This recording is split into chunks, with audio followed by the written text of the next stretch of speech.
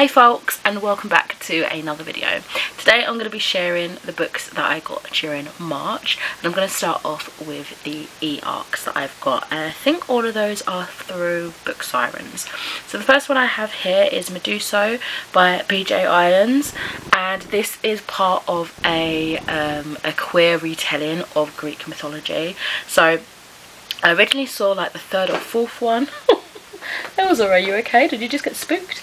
I saw like a third or fourth one through Book Sirens, and I didn't realise it was originally like part of a sort of interconnected series in a way. So I went back to the original one, requested that, and I have that. So I believe they've recast Medusa as male, and the focus is on gay romance. I also requested and got approved for The Story of Old Beginning by Chelsea Starling. Oh, this one's quite a bright cover.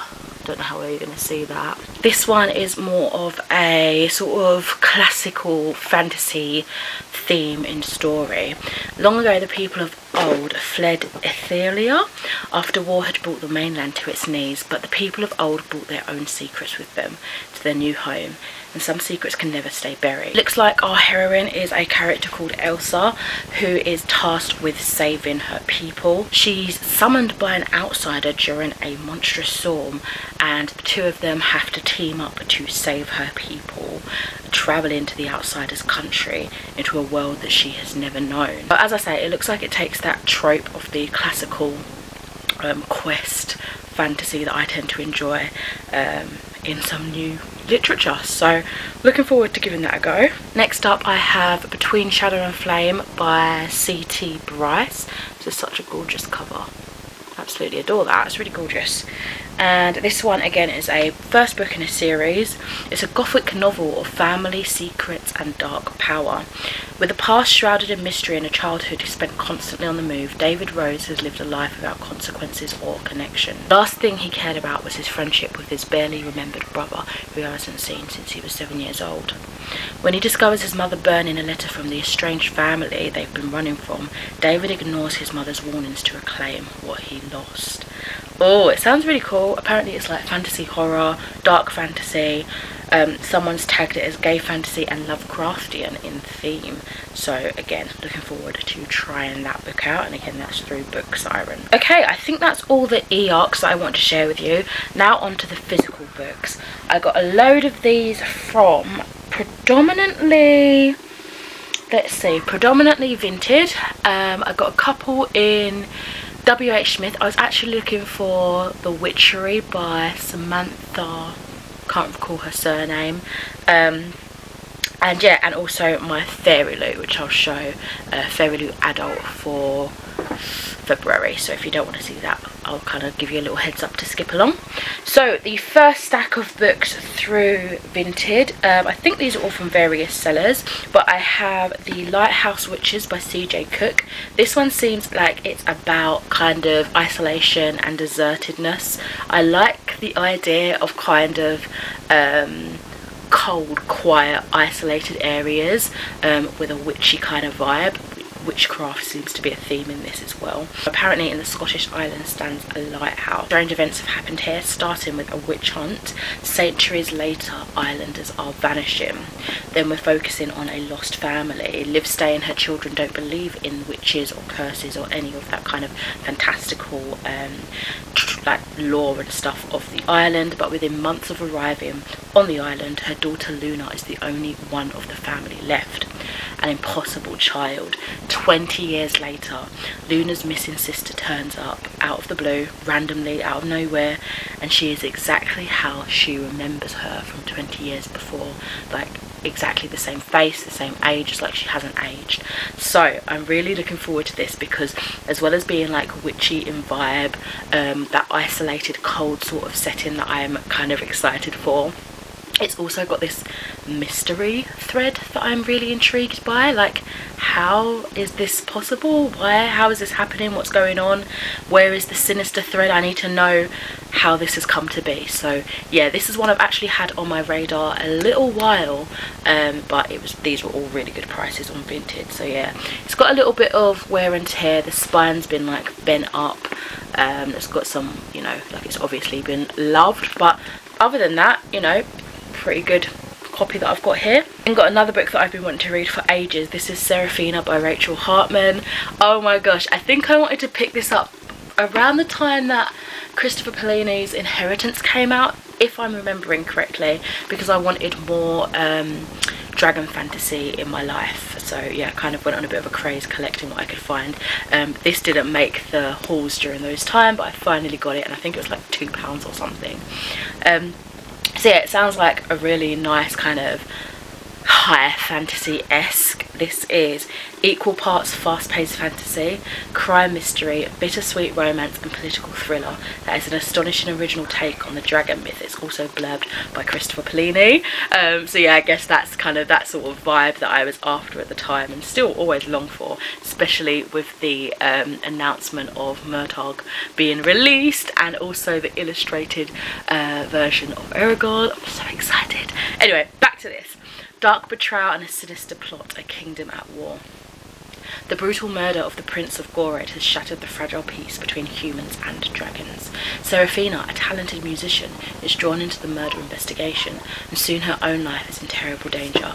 As she fights to hide the secret behind her amazing gift, can one girl unite two warring worlds? Next up, I've got a little classic here, The Tempest by William Shakespeare. This is one I've been wanting to read for a while because I remember a movie came out and it looked really intriguing. I never got around to watching it, but then I believe I realised that it was based on this, or it was kind of loosely inspired by The Tempest, but I don't actually know what it's about. It says here that it's the most lyrical, profound and fascinating of Shakespeare's late comedies. Prospero, long exiled from Italy with his daughter Miranda, seeks to use his magical powers to defeat his former enemies. Eventually, having proved merciful, he divests himself of that magic, his art, and prepares to return to the mainland. The Tempest has often been regarded as Shakespeare's farewell to the stage before his retirement.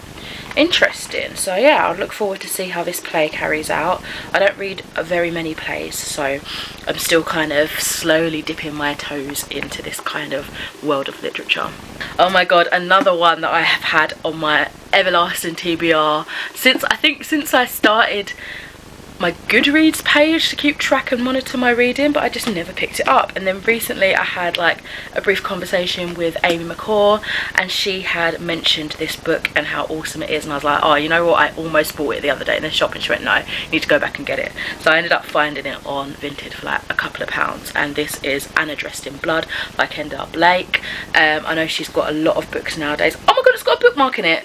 Oh, she's got a lot of books. If this is the same author I'm thinking of, the 3 Dark Crowns, the sisters that need to kill each other to get a crown or something like that, I feel like it's the same author. I think she's still popular these days. But yeah, this cover has always blown me away. Of a scaredy cat, I still kind of am, but I handle my horror really well now, and because it's more aimed at YA, I think I'll be able to just absorb it regardless better now. But at the time I was like, I really want to read it, but I'm always scared of everything, and now I've kind of tamed that fright that I have, and I can really enjoy it without, I could put aside my fear, if you know what I mean. So it might be time. It's not for younger readers, so maybe I made the right decision back then. But yeah, this is just absolutely a stunning cover, and it's about Kaz Lowood, who hunts dead people like Anna dressed in blood. I think it's supposed to be, did I hear it correctly, or am I just assuming that now? It's loosely inspired by Carrie by Stephen King. Correct me if I'm wrong. A beautiful murderous ghost entangled in curses and rage. Cass knows he must destroy her, but as her tragic past is revealed, he starts to understand why Anna has killed everyone who's ever dared to enter her spooky home. Everyone, that is, except Cass. Just your average boy meets girl, girl kills people story. Reading that now, I feel like it's probably not going to be that scary, but I think it's time, regardless, to give this a go. I'm really looking forward to this one. I think it's a duology. Next up, March, World Book Day. So I didn't find that there was a lot of options this year's round. Last year and the years before, I feel like they always have a lot of variety. Some like big, like proper like big series releasing miniature stories and things like that. But the only thing that was interesting to me was this book here, and this is Being an Ally, edited by Shakira Bourne and Dana Allison Levitt, and it says real talk about showing up, screwing up and trying again. As an ally, you use your power no matter how big or small to support others. You learn and try and mess up and try harder. In this collection of true stories, YA authors get real about being an ally, needing an ally and showing up for friends and strangers. These authors share their truth and invite you to think about your own experiences and choices and how you can be a better ally. There are no easy answers, but this book helps you ask better questions because we're all in this together. I think non-fiction work such as this is always good for my knowledge personally, especially because I work in the education sector. I'm an animal technician, but I work within a college, so I'm at the age group of, like, we have some 14-year-olds, but it's mainly 16 to 19-year-olds, and we also have like degree courses as well. So just to keep up to date on, you know, new terminology, broaching difficult conversations, you know, they can find in you a lot of the time. I'm also a mental health first aider, so this will probably help me in, you know, breaching topics that maybe people are struggling with, and kind of just getting them to open up, get stuff off their chest, and knowing that they can talk to someone without any judgment. So yeah, books like this I'm always on the lookout for. And I'm glad that this was, you know, there for World Book Day. I just wish they had more variety of both non-fiction and fiction. It just looked a bit bare this year. I don't know if anyone else found that. So the stack I got from WHSmith are these 3 books. So I picked up what I now know is a series. This is the first of the Adrian X Isolde books, and I think this is the same author that did the Hades and Persephone works, if I'm correct. Scarlett St. Clair. This is King of Battle and Blood. So I had the Queen of Myths and Monsters. It's behind me, but I've got something on top of it. I didn't realise it was a sequel. So yeah, I got the first one. I love these international editions. It's gorgeous. I believe they're like dark romantasy, which is a new term I've heard. Romantasy, I love that. So yeah, dark romantasy, romance fantasy. I'm just looking forward to trying it, based on like vampire characters, like fantasy stuff like that. So yeah, this one follows Isolde de Lara considering her wedding day to be her death day. I think she's marrying for convenience to end a war, but she's to marry the vampire king Adrian Alexander Vasiliev and kill him. Looks like the assassination does not go to plan, but I'm interested in seeing how the plan diverges. I also picked up The Nature of Witches by Rachel Griffin, and this one is another stunning cover. Like, I absolutely adore that sort of falling up, you know what I mean? Like, it should be that way, but it's not. I love that. Clara Densmore is an ever witch. For centuries, witches have maintained the climate, but now their control is faltering as the atmosphere becomes more erratic, the storms more destructive. I love that it's kind of hinting at climate change and global warming. All hope lies with Clara, a once-in-a-generation ever witch whose magic is tied to every season. In autumn, Clara wants nothing to do with her power. It's wild and volatile, and the price of her magic, losing the ones she loves, is too high despite the need to control the increasingly dangerous weather. And then it goes on to explain winter, spring and summer, how her powers change and adapt. So yeah, I'm looking forward to trying this and kind of navigating Clara's magic alongside with her, and if there's other witches within this too. It'll be interesting. Okay, and then I picked up this one. I think it's a bit of a what's the word? It's a sensational, but also, I can't think, like a controversial read. I remember my mum used to have loads of Virginia Andrews books in her cabinet that she used to like read, collect them all back in the day. But this one is Flowers in the Attic. And I think I know some bits of why it's so controversial. And I never had an interest in picking it up before. It was like Virginia Andrews was never really my interest. But this cover is stunning. And I've been slowly reading more darker literature across genres, and I thought, okay, maybe I could just give it a try. If I don't like it, I don't like it. Up in the attic, 4 secrets are hidden. 4 blonde, beautiful, innocent little secrets struggling to stay alive. Chris, Kathy, Corey and Carrie have perfect lives until a tragic accident changes everything. Now they must wait, hidden from view in their grandparents' attic, as their mother tries to figure out what to do next. But as days turns into weeks, and weeks into months, the siblings endure unspeakable horrors and face the terrifying realization that they might not be let out of the attic after all. So I'm going to go into this knowing there's going to be a lot of triggering stuff. And just seeing what I think of the content and how the writing style, that sort of thing. Okay, up next is Fairyloots February adult box, or book rather. So if you do not want to know what that book was, please skip forward a couple of minutes and we'll continue on. Okay, so Fairyloots book was absolutely stunning. I've done a video already unboxing it completely, but we have The Adventures of Amina Al-Serafi by Shannon Chakraborty, and oh my god, isn't their version beautiful? It's just glowy and shiny and glossy. The stenciled sprayed edges are absolutely stunning. The continuous sprayed edges are just a nice block colour black, but it really makes these colours pop on the side. And oh my gosh, beautiful, beautiful, beautiful edition. I can't wait to read this. I'm so glad I held off buying a copy of this when I saw it released. I don't know, sometimes something speaks to me like, don't buy it, don't buy it, and then I get it in Fairyloots box. So yeah, love this. I was super excited. Feel free to check out the full unboxing if you want to see more details, a little bit more about what it's about, underneath the dust jacket, that sort of thing, and also my squealing excitement when I opened it and saw how beautiful it was. I also finally got volume 1 of Miss Marvel, also from Vinted. I bought the volume 2 by mistake like a while ago from Vinted, not realising it was volume 2, but I had a cute little note as well. How sweet.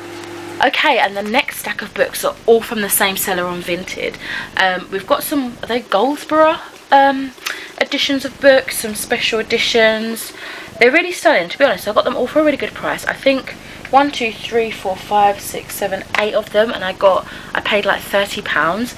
One of them I didn't actually pay for. It's actually a ARC copy. She included it in with the sequel that I paid for. That wasn't an ARC copy, so it's just added in. Unfortunately, some of these are more beat up than I thought, and I didn't realise. Is it Goldsboro? I think it is. They do shiny covers. It kind of looks like library covers to me, and that's not really my preference for what I like in terms of aesthetic. So I didn't realise that. I feel like it could have been a bit clearer, and I think some of the conditions could have been a bit clearer. But I can't complain really, because so many books that I wanted and I got them for £30 like as a bundle, so amazing. First of those is a beautiful edition of A River of Royal Blood by Amanda Joy, and oh my god, isn't this stunning? Oh, it's beautiful. It's also signed by the author, pen signed. It's got black sprayed edges. Do you see what I mean though? Like, it's like, if I push this out a bit, it's like the spine's warped and it makes it kind of rounded at the edge, but I mean, it's okay. I just would have preferred my special editions, like my nicer editions, to look more neat, and it wasn't like this picture, for example, wasn't shown, so I might have shied away from some of them had I known the extent of their the way they were housed. But this is G.P. Putnam's Sons, which is an imprint of Penguin Random House. But this is really gorgeous. Anyway, 17-year-old Eva is a princess born with the magic of blood and marrow. A dark and terrible magic that hasn't been seen for generations in the vibrant but fractured country of Myr. Its last known practitioner was Queen Rhaena, who toppled the native Khmer royalty and massacred thousands, including her own sister 5 generations ago, thus beginning the rival heir tradition. Living in Rhaena's long and dark shadow, Eve must now face her older sister, Isa, I'm sure I'll figure it out, on her 17th name day, in a battle to the death if she hopes to ascend to the Ivory Throne, because in the Queendom of Maya, only the strongest, most ruthless ruler survives. Ooh, interesting. Yeah, this seems exciting. Okay, looking forward to trying this. It's kind of been on my radar for a while, but I didn't know too much about what it was about. So yeah, this is absolutely stunning. It's beautiful, beautiful edition. Then I have The Devil Makes 3 by Tori Bovalino.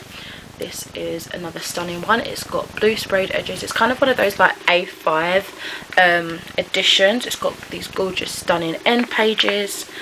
Let's see if there's anything underneath. Oh, that's really pretty. This is published by Titan Books, and it's got like an open book page with people on the pages.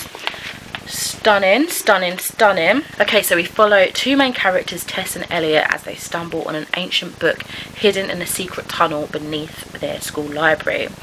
They accidentally release the devil from this book. And he'll manipulate anything and anyone he can to do his bidding. The two are forced together to figure out how to try and re-trap the devil before he gets a chance to kill everybody they know and love. This sounds so fun. I thought it was going to be a slightly older age group, like I didn't think they'd be in high school, which they are in this story, but nevertheless I'm looking forward to it. It looks fun. The devil seeks his due from two unsuspecting students. Oh, it does look really fun. I think I could enjoy this. It's giving me that dark academia vibe potentially, so let's see. And that's still a genre that I really want to dive into a little bit more, because I really haven't read intentionally, I think, anything dark academia yet. But yeah, this could be that. Okay, then I've got Edgewood, which is one that I hadn't heard of before. This is by Kristen Ciccarelli, and it says, "Can love survive the dark?" But how stunning is that cover? It's so beautiful. So yeah, we've got these gorgeous kind of, I don't know, it looks like a winter tree, winter plant, winter berry perhaps, on the end pages, and a gorgeous little flower that potentially grows on that same tree. It doesn't have sprayed edges or anything like that, and let me just check if it's signed. And it's not signed, but it is published by Wednesday Books New York, which it's a publication that I haven't heard of, unless it's an imprint or something else. I don't think it is. No matter how far she runs, the forest of Edgewood always comes for Emmeline Lark. The scent of damp earth curls into her nose when she sings, and moss creeps across the stage. It's as if the woods of her childhood, shrouded in folklore and tall tales, are trying to reclaim her. But Emily has no patience for silly superstitions. When she learns her grandfather has disappeared from his nursing home, leaving only a milky orb in his wake, the stories Emmeline has always scoffed at suddenly seem less foolish. After searching for him almost everywhere, Emmeline finally succumbs to the call of Edgewood. Entering the forest she has spent years trying to escape. With the help of a handsome and brooding tithe collector, a surly blacksmith, and a lost childhood friend, Emmeline sets out not only to save her grandfather's life, but to right past wrongs and in the process discover her true voice. I think it might, yeah, it says it's got the fabled Wood King, so I think it might include like the fair folk, the, you know, fairies, that sort of thing. I am looking forward to that one actually. So I hadn't heard about it before. I mean, I don't think I remember hearing about it. And although the cover's beautiful, if I hadn't have read like a little snippet of that synopsis before buying it, I probably wouldn't have bought it just on the cover alone, because it does look like a ballet sort of dance themed book, which I don't really have an interest in. But it was the fantasy bit that hooked me, because I thought, okay, it might have some fae magic in there, and it intrigued me. And it sounds like it's got some sort of myth and legend from a different area of the world potentially, so this might be a retelling as well, so looking forward to that one. Then I have, and this is what I meant by the shiny covers, but these are gorgeous. Okay, so the publisher is Macmillan, and it's signed by the author. This is Blackwater Sister. Looks like a pen sign as well. And this is by Zencho, and it is a beautiful cover. It is really stunning, but I'm not used to having these shiny covers. Oh, that's really cool. It's got artwork on the spine rather than on the front cover. But yeah, I guess the shiny covers kind of protects it, and it looks like I can take it off if I wanted to, but yeah, just threw me off a little bit. That's just me saying, oh, I didn't realise it was shiny, because the way the picture is taken, I didn't see any reflection, like I didn't realise. Or maybe I just didn't look hard enough, who knows. Anyway, her grandmother may be dead, but she's not done with life yet. Oh. As Jessamine packs for Malaysia, it's not a good time to start hearing a bossy voice in her head. Broke, jobless, and just graduated, she's abandoned America to return home. But she last saw Malaysia as a toddler. Jess learns her voice belongs to Arma, her late grandmother. She worshipped the Blackwater Sister, a local deity, and when a business magnate offended her goddess, Arma swore revenge. Now she's decided Jess will help. As Arma blackmails Jess into compliance, Jess fights for control, but her irrepressible relative isn't going to let a little thing like death stop her, where she can simply borrow Jess's body to make mischief. As Jess is drawn deeper into a world of peril, getting a job becomes the least of her worries. This sounds like it could be quite funny. I mean, that synopsis alone obviously clearly had me chuckling, but I'm intrigued. She was trouble, so is her ghost. I like that. This sounds like it could be quite entertaining. And then again, exploring other cultures, myths and legends, and like deities and things like that, which I love to do. Then I have Night of Demons and Saints by Mena van Prague. This says, and then there were 3. Interesting. That gives me kind of like Agatha Christie vibes. And this is the naked hardcover. I love the design. It's absolutely stunning. And it's signed in a pen that looks like it was running out, but it's signed. This is added nicely to my my signed collection of books, of novels. Ooh, it's got a map of Cambridge. Interesting, interesting. So it says, once upon a time 4 sisters confronted their demonic father in the shadowy and enchanted otherworld of Everywhere. The battle between them ended in devastating losses, and the scars they carried from that fatal night slowly pushed the remaining sisters apart. But now they're being drawn together again, reuniting to try and resurrect what one of them has lost. On the night of their 21st birthdays, when the clock strikes midnight, when October ticks into November, when autumn wilts into winter, when All Hallows Eve becomes All Saints' Day, the Sisters Grimm will reach the zenith of their powers. That sounds so good. Oh my gosh. On this night, at this time, in the misty realm of Everywhere, anything is possible. But when dark magic is released, tragedy will strike once more. That sounds so, so good. Oh my god. And there's a picture for a book called Sisters Grimm as well. So I'm wondering if this is like a prequel. Then I have, I think it's a duology. This is the Storm Crow and the Crow Rider by Kaylin Joseph. This was the one where she, you know, gave me the... I'm already sold. This is the one where she gave me the arc free, like she just bundled it in with this, and that's really helpful because I hadn't read the first one. So yeah, it saved me having to look elsewhere to find a version. This one again is, it's well read, like it's really bent up on the spine and stuff, but hey ho, cannot be helped. Gorgeous, stunning covers again. So this one, the thing that hooked me is Eragon meets Andai Darken. I haven't read Andai Darken, but as I was saying earlier with The Inheritance, I love Eragon, the Inheritance cycle.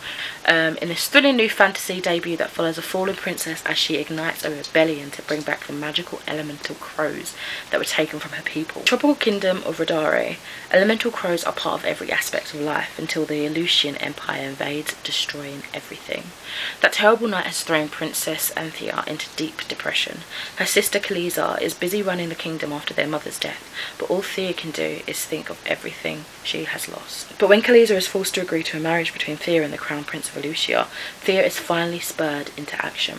And after stumbling upon a hidden crow egg in the rubble of a rookery, the sisters devise a dangerous plan to hatch the egg in secret and win back what was taken from them. This sounds so good. If it's a duology, I feel like it's something I'd want to read back to back. And I also love that this is printed for Fairyloots. I've never seen like a Fairyloots arc before. I didn't know that existed. Cool. So, so cool. Oh, it's got a map. It's got a beautiful map. We love that. To be honest, because the spine's all bent, this is going to be nice and floppy to read. So, absolutely love that. Okay, and the last book I have to share with you today is The Hand of the Sun King by J.T. Greathouse. How epic does that look? That looks absolutely gorgeous. This is another one of those shiny covers. This one is by Golance Publishing. Oh, it's got beautiful sprayed edges. Look at that. And it's just like regular blue on the other side. And this is it, in association with Goldsboro books.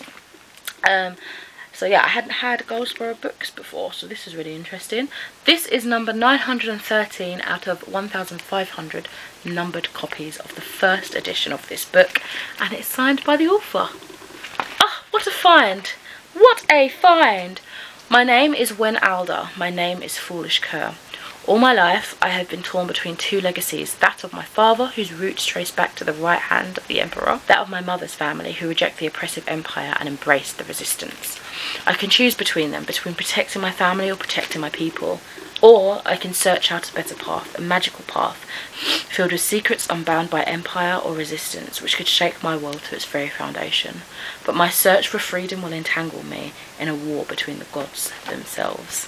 Oh my god, I feel like I've got such an epic collection of books in this haul, and I'm so excited to get tucked in with them. So let me know if you've read any of these books, and if you have, which one you think I should boost to my priority reading. And yeah, that's it for this video. Thank you you so much for joining me. I know it's been a rather lengthy video, but I hope you've enjoyed nonetheless, and I shall catch you in the next one. Bye!